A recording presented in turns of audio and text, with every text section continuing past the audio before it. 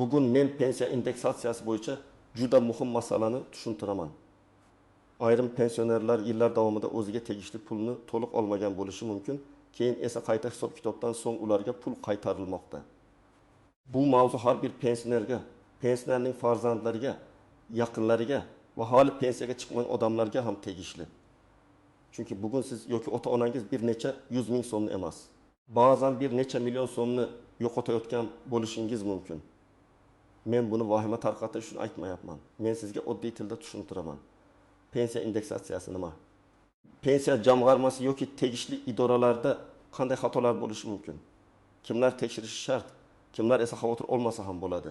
Pulni qaytarish uchun nima qilish kerak? Videoni oxirigacha ko'ring. Hoziroq kanalga obuna bo'ling, like bosing.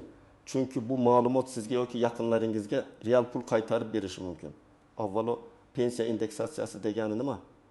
Oddiy qilib aytganda, davlat pensiya miqdorini vaqti bilan oshiradi. Sababi narxlar o'sadi, oziq-ovqat, kommunal to'lovlar, dori-darmon, transport xarajatlari ko'payadi. Shuning uchun pensiya ham ma'lum foizga indeksatsiya qilinadi. Ya'ni qayta oshiriladi. Lekin muammo shunda, hamma pensionerga indeksatsiya bir xil ko'rinishda ta'sir qilmaydi. Kimningdir pensiyasi yoshga doir pensiya, kimniki nogironlik pensiyasi, kimniki boquvchisini yo'qotganlik pensiyasi. Bundan tashqari, ayrim odamlar pensiyaga chiqqandan keyin ishlashda davom etadi. Ayrimlar ishlamaydi. Ba'zilar pensiya tayinlanayotganda barcha ish staji va ish haqi haqidagi hujjatlarni topshirgan. Ba'zilar esa arxivdan ma'lumot topa olmagan. Ana shu joylarda katta farq paydo bo'ladi. Oldin ko'p odamlar pensiya tayinlangandan keyin uni deyarli tekshirmasdi. Davlat hisoblagan bo'lsa to'g'ridir deb o'ylardi. Lekin amaliyotda men ko'p ko'rganman. Ish staji noto'g'ri kiritilgan, oylik ma'lumotlari to'liq olinmagan, indeksatsiya ayrim davrlarda to'g'ri qo'llanmagan, qayta hisoblash bo'yicha ariza berilmagan. Elektron bazada eski ma'lumot qolib ketgan. Natijada odam har oy ozroq pul yo'qotadi. Bir qarashda 100 ming so'm, 1 ming so'm, 200 ming so'm katta emasdek tuyuladi. Lekin bu 3 yilga, 5 yilga, 10 yilga ko'paytirilsa, juda katta pul bo'ladi. Hozir nima o'zgardi? Birinchidan, ko'p ma'lumotlar elektron bazalarga o'tdi. Ikkinchidan, fuqarolar murojaat qilishni, qayta hisob-kitob talab qilishni ko'proq boshladi. Uchinchidan, ayrim hollarda sudlar, prokuratura yoki yugurib turuvchi tashkilotlar aralashgach, pensionerlarga kam to'langan pullar qaytarilmoqda. Demak, bugun asosiy savol shunday: sizning pensiyangiz ham to'g'ri indeksatsiya qilinganmi yoki yo'qmi? Asosiy qism 1ga nimalarni bilish kerak, kim xavotir olish kerak, kim xavotir olmasa bo'ladi. Men birinchi navbatda kimlar albatta tekshirish kerakligini aytaman. Agar siz pensiyaga chiqqan paytda ish stajingiz bo'yicha shubha bo'lgan bo'lsa, masalan, bu yillar arxivdan topilmadi. Bu tashkilot yopilib ketgan. Ma'lumot kelmadi. Keyin olib kelasiz deyishgan bo'lsa, siz albatta pensiya hujjatlaringizni tekshirtiring. Chunki pensiya miqdori ko'p hollarda staj va ish haqi bazasiga bog'liq. Ikkinchi toifa, pensiya chiqqandan keyin ishlashda davom etganlar. Ayrim odamlar pensiya chiqadi, lekin yana 2 yil, 5 yil, hatto 10 yil ishlaydi. Ularning ish haqi, sug'urta badallari yoki mehnat faoliyati pensiyaga ta'sir qilishi mumkin bo'lgan holatlar bor. Lekin odamlar ko'pincha men ishladim, demak o'zi avtomatik qo'shiladi deb o'ylaydi. Har doim ham bunday emas. Ba'zi holatda ariza, ma'lumotnoma yoki qayta hisoblash talabi kerak bo'ladi. Uchinchi toifa, pensiyasi eng kam miqdorga yaqin bo'lganlar. Agar sizning pensiyangiz doim minimal darajada bo'lsa, bu ikki xil sababdan bo'lishi mumkin. Birinchisi, haqiqatan ham staj yoki ish haqi kam bo'lgan. Ikkinchisi, hujjatlar to'liq hisobga olinmagan. Masalan, ayol kishi 25 yil ishlagan, lekin bazada 37 yil ko'rsatilgan bo'lishi mumkin. Yoki erkak kishi 35 yil mehnat qilgan. Lekin ayrim korxonalardagi ma'lumotlar kiritilmagan bo'lishi mumkin. Shunda pensiya minimalga yaqin chiqadi, odam esa menga shunaqa ekan deb yuraveradi. To'rtinchi toifa sobiq ittifoq davrida ishlaganlar. Bu yerda juda ko'p nozik holat bor. Tashkilotlar yopilgan, nomi o'zgargan, arxivlar boshqa joyga ko'chgan, oylik ma'lumotlari to'liq saqlanmagan. Agar o'sha davrdagi ish haqi yuqori bo'lgan bo'lsa, pensiya hisoblashda u juda muhim bo'lishi mumkin. Lekin hujjat topilmasa, ko'pincha pastroq ko'rsatkich bilan hisoblashadi. Natijada odam har oy kam oladi. Birinchi misol. Farhod aka 2018 yilda pensiyaga chiqqan. U 32 yil ishlaganman deb o'ylaydi. Lekin pensiya tayinlangan hujjatda 27 yil staj ko'rsatilgan. Sabah 5 yil ishlagan zavod yopilib ketgan, arxiv ma'lumoti vaqtida topilmagan. Farhod aka mayli keyin ko'ramiz deb yuraveradi. Pensiyasi 2 million 400 ming so'm atrofida chiqadi. Keyin farzandi arxivga so'rov yuboradi, 5 yillik staj topiladi, o'sha davrdagi ish haqi ham tasdiqlanadi. Qayta hisoblashdan keyin pensiya 2 million 800 ming so'mga ko'tariladi. Farq 400 ming so'm. Agar bu farq 24 oy davomida to'lanmagan bo'lsa, 9 million 600 ming so'm masala bo'lishi mumkin. Albatta, qaytarish muddati va tartibi qonunchilikka bog'liq, lekin prinsipni tushuning. Kichik ko'ringan xato katta pulga aylanadi. Ikkinchi misol. Malika opa 2020 yilda pensiyaga chiqqan. U pensiya tayinlaganda bolani parvarish qilish davrlari yoki ayrim ish yillari qanday hisoblanganini bilmagan. Keyin hujjatlarini ko'rib, 3 yil noto'g'ri kiritilganini aniqlagan. Pensiya bo'limiga ariza beradi. Unga avval hammasi to'g'ri deyishadi. Lekin u yozma javob talab qiladi. Yozma javobdan keyin hujjatlar qayta ko'riladi va ma'lum bo'ladiki, ayrim davrlar haqiqatan ham hisobga olinmagan. Pensiyasi oyga 1,6 ming so'mga oshadi. Bu raqam katta emasdek ko'rinadi. Lekin bir yilda 2 million 1,6 ming so'm. 3 yilda 6 milliondan oshadi. Uchinchi misol. Rustam aka pensiyada bo'lsa ham ishlagan. U o'ylagan, mendan to'lovlar ushlab qolinyapti, demak pensiyam avtomatik oshadi. Oradan bir necha yil o'tadi, pensiyasi unchalik o'zgarmaydi. Keyin u qayta hisoblash bo'yicha murojaat qiladi. Ma'lum bo'ladiki, ayrim ma'lumotlar bazaga tushgan, lekin qayta hisoblash bo'yicha aniq tartib bajarilmagan. Natijada pensiyasiga qo'shimcha hisoblanadi. Bu yerda men hammaga shuni aytaman. Agar siz pensiyada ishlagan bo'lsangiz, o'zi bo'ladi deb kutmang. Hujjat bilan tekshiring. Kim xavotir olmasa bo'ladi. Agar siz yaqinda pensiyaga chiqqan bo'lsangiz, barcha ish joylaringiz elektron bazada to'liq ko'rinayotgan bo'lsa, mehnat daftarchangizdagi davrlar hujjatlarda aynan mos bo'lsa, pensiya tayinlash qarori qo'lingizda bo'lsa va siz miqdorni mustaqil tekshirtirgan bo'lsangiz, xavotir kamroq. Lekin baribir kamida bir marta hujjatlarni ko'zdan kechirish zarar qilmaydi. Chunki xato faqat eski davrda emas, yangi elektron tizimda ham bo'lishi mumkin. Pasport ma'lumoti almashgan, familiya o'zgargan, ish beruvchi noto'g'ri hisobot topshirgan, bazada oylar tushib qolgan bo'lishi mumkin. Eng katta tuzoq og'zaki javobga ishonish. Ko'p odam pensiya bo'limiga boradi. Xodim sizda hammasi to'g'ri deydi. Odam qaytib ketadi.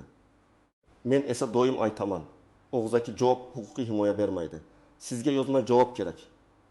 Chunki yozma javobda ular nimaga asoslanib hisoblaganini, qaysi yillarni olgani, qaysi hujjatlar yetishmasligini ko'rsatishi kerak. Agar javob noto'g'ri bo'lsa, siz shikoyat qilishingiz mumkin. Ikkinchi uzoq pulni qaytarib bo'lmaydi degan gap har bir holat alohida ko'riladi. Ba'zan qayta hisoblash faqat ariza berilgan kundan keyin qo'llanadi. Ba'zan idora xatosi bo'lsa, oldingi davr uchun ham to'lov masalasi ko'tariladi. Ba'zan sud orqali talab qilishga to'g'ri keladi. Shuning uchun baribir foydasi yo'q deb voz kechmang. Avval hujjatlarni tekshiring, keyin xulosa qiling. Uchinchi nozik shart: indeksatsiya va qayta hisoblash bir xil narsa emas.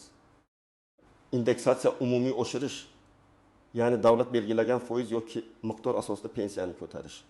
Qayta hisoblash esa sizning shaxsiy ma'lumotlaringiz o'zgarganda yoki avval noto'g'ri hisoblangan bo'lsa qilinadi. Masalan, pensiya 10% indeksatsiya qilindi. Lekin sizning stajingiz 5 yil kam ko'rsatilgan bo'lsa, indeksatsiya ham o'sha noto'g'ri bazaga qo'llanadi. Demak, avval asosiy pensiya miqdori to'g'ri bo'lishi kerak. 4-nozik jihat. Ish haqi ma'lumotnomasi. Ko'p pensionerlar faqat mehnat daftarchasini muhim deb o'ylaydi.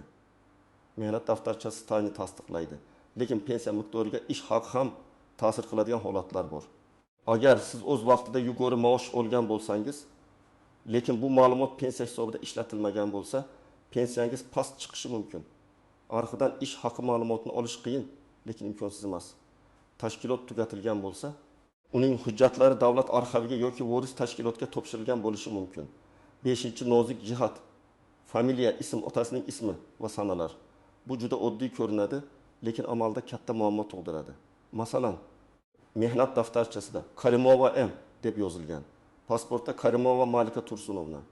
Yoki eski hujjatda tug'ilgan sana bir kun farq qiladi. Yoki nikohdan keyin familiya o'zgargan, lekin tasdiqlovchi hujjat topshirilmagan. Bunday holatda ayrim ish davrlari hisobga olinmay qolishi mumkin. Shuning uchun nikoh guvohnomasi, familiya o'zgargani haqidagi hujjat, sud orqali faktni tasdiqlash kabi masalalar muhim bo'ladi. 6 nozik jihat. Ayrim qo'shimcha ustamalar. Ba'zi pensionerlarga alohida toifalar bo'yicha ustamalar, nafaqalar yoki kompensatsiyalar tegishli bo'lishi mumkin.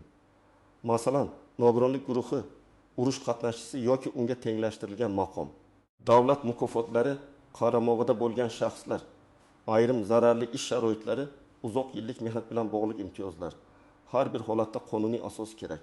Lekin ko'pchilik o'z maqomini pensiya hisobiga ta'sir qilishi mumkinligini bilmaydi. 7-tuzoq hujjatlarni o'zi bilan olib ketib nusxa qoldirmaslik. Men tavsiya qilaman, hech qachon yagona asl hujjatni nazoratsiz topshirmang. Agar topshirsangiz, qabul qilingani haqida ro'yxat, tilxat yoki elektron tasdiq oling. Hujjatlarning skan nusxasi, oddiy foto nusxasini saqlang. Chunki keyin siz hujjat bermagansiz degan vaziyat chiqishi mumkin. Amaliy maslahatlar. Nima qilish kerak? Qayerga borish kerak? Qanday hujjat yig'ish kerak? Birinchi qadam. Pensiya tayinlash hujjatlaringizni toping. Sizda pensiya guvohnomasi, pensiya tayinlangan sana, pensiya turi, hisoblangan staj. Hisobga olingan ish haqi davri, qo'shimcha ustamalar bo'yicha ma'lumot bo'lishi kerak.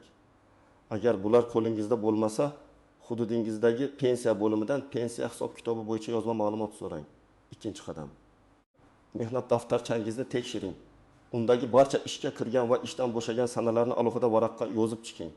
Har bir davr bo'yicha tashkilot nomi, lavozim, ish boshlagan sana, ishdan ketgan sana. Keyin pensiya bo'limi hisobga olgan staj bilan solishtiring. Agar sizda 30 yil chiqsa, ularda 27 yil chiqsa, darhol sababini so'rang. Uchinchi qadam. Ish haqi bo'yicha ma'lumotlarni yig'ing. Eski korxona ishlayotgan bo'lsa, o'sha korxonaga murojaat qiling.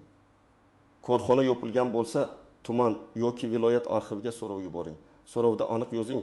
Falon yillarda falon tashkilotda ishlaganman. Ish haqi to'g'risida arxiv ma'lumotnomasi kerak. Agar tashkilot nomi o'zgargan bo'lsa, eski va yangi nomini ko'rsatishga harakat qiling. 4-qadam. Pensiya bo'limiga ariza yozing. Arizada shunday mazmun bo'lishi mumkin.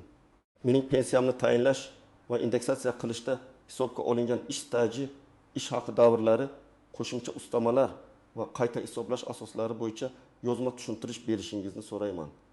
Shuningdek, yangi taqdim etilayotgan hujjatlar asosida pensiyamni qayta hisoblab berishingizni so'rayman. Arizani 2 nusxada tayyorlang. Bir nusxasi ularda qoladi, ikkinchi nusxasiga qabul qilingan sana. Kirim raqami va mas'ul shaxs imzosini qo'ydiring. Agar elektron tarzda yuborsangiz, tasdiqni saqlang. 5-qadam. Javobni kuting, lekin muddatni nazorat qiling. Davlat idoralari murojaatlarga belgilangan muddatlarda javob berish kerak. Agar javob kelmasa, yuqori tashkilotga shikoyat qiling. Agar javob kelib, siz rozi bo'lmasangiz, unda javobdagi asoslarni diqqat bilan o'qing. Hujjat yo'q, asos yo'q, hisobga olinmaydi degan jumlalar bo'lsa, aynan qaysi qonun yoki qoidaga tayanganini so'rang. 6-qadam. Zarur bo'lsa, yuqori turuvchi idoraga murojaat qiling. Bu pensiya jamg'armasining yuqori boshqarmasi, tegishli vazirlik, xalq qabulxonasi, prokuratura yoki sud bo'lishi mumkin. Men darhol sudga yuguring demayman. Avval oddiy ma'muriy tartibda hujjatlarni to'g'rilashga harakat qiling. Lekin agar sizda aniq hujjatlar bo'lsa, idora esa asossiz rad etsa, huquqingizni himoya qilishdan qo'rqmang. 7-qadam. Hisob kitobni mustaqil tekshirtiring. Agar imkon bo'lsa, pensiya masalalarini tushunadigan yurist, buxgalter yoki tajribali mutaxassisga ko'rsating. Ba'zan oddiy pensioner hujjatdagi xatoni ko'rmaydi. Mutaxassis esa darhol ko'radi. 1 yil tushib qolgan, indeksatsiya noto'g'ri sanadan qo'llangan, ustama hisobga olinmagan, ish haqi davri noto'g'ri tanlangan. 8-qadam. Har oy pensiya miqdorini kuzatib boring. Indeksatsiya bo'lganda oshdi deb xursand bo'lib qo'ya qolmang. Qancha edi, qancha bo'ldi, necha foizga oshdi? Sizga tegishli qo'shimchalar saqlanib qoldimi? Bank kartasiga tushgan summa bilan hujjatdagi summa mosmi? Shularni yozib boring. Oddiy daftar tuting. Bu keyin isbot uchun ham foyda beradi. Men yana bir muhim narsani aytaman. Hech kim sizga qo'ng'iroq qilib, pensiyangizni oshirib beraman, kartangiz raqamini ayting, kodni yuboring desa, ishonmang. Firibgarlar aynan pensionerlarning ishonuvchanligidan foydalanadi. Pensiya bo'yicha real murojaat faqat rasmiy idora, rasmiy ariza, rasmiy hujjat orqali bo'ladi. Bank kartangizning SMS kodi, paroli, ilova kodi hech kimga berilmaydi. Bugun men sizga asosiy fikrni tushuntirdim. Pensiya indeksatsiyasi avtomatik oshirish bo'lishi mumkin. Lekin agar pensiyaning boshlang'ich hisobi noto'g'ri bo'lsa, indeksatsiya ham noto'g'ri bazaga qo'llanadi. Shuning uchun har bir pensioner o'z stajini, ish haqi ma'lumotlarini, ustamalarini va qayta hisoblash huquqini tekshirishi kerak. Ayrim odamlar haqiqatdan ham kam pul olayotgan bo'lishi mumkin. Ayrimlariga esa murojaatdan keyin pullar qaytarilmoqda. Mening maslahatim aniq. Hujjatlaringizni yig'ing, pensiya bo'limidan yozma hisob-kitob so'rang. Mehnat daftarchangizni solishtiring. Arxiv ma'lumotlarini izlang. Arizani 2 nusxada topshiring va javobni nazorat qiling. Og'zaki gap bilan to'xtamang. Siz o'z mehnatingiz evaziga pensiya olasiz. Demak, har bir so'm qonuniy va to'g'ri hisoblanishi kerak.